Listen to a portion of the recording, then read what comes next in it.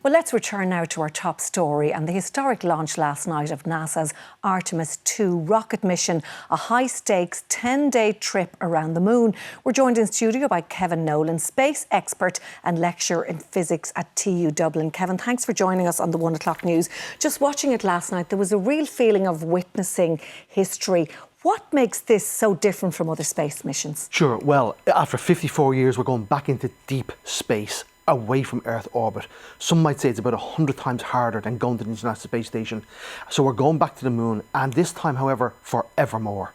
So the thing is the plan is to send 10 of these missions in the coming years, eventually put boots on the Mars around 2030, and even build a moon base there by 2035. As in, that's budgeted for.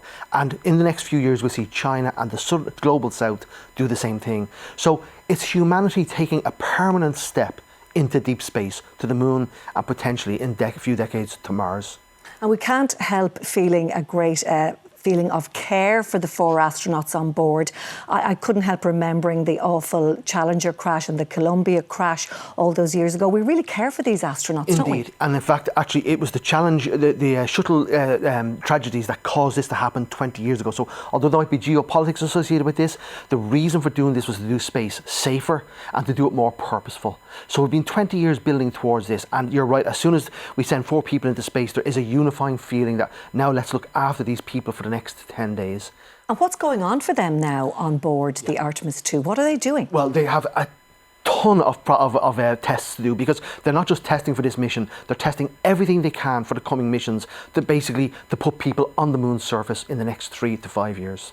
And what is it like on board? What is life like for them? It's very cramped. Although it is luxury by comparison to the Apollo, nevertheless, it's a 5 by 3 metre area for 4 astronauts to spend 10 days. They have a tiny toilet, which they're testing for the first time, under the floor plate. Other than that, they're living in each other's company for 10 days, eating rehydrated food and very few other luxuries.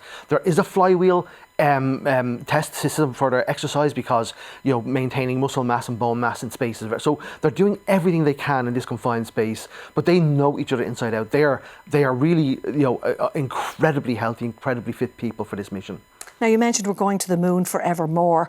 What is next for the future of moon travel? Give us a bit more detail on that. So even China has a white paper saying they envisage a $10 trillion lunar economy by 2050. So there are intents there to go there for science and because it's there, but there's also real interest commercially. For every kilogram we have to bring into space, it costs about $1 million.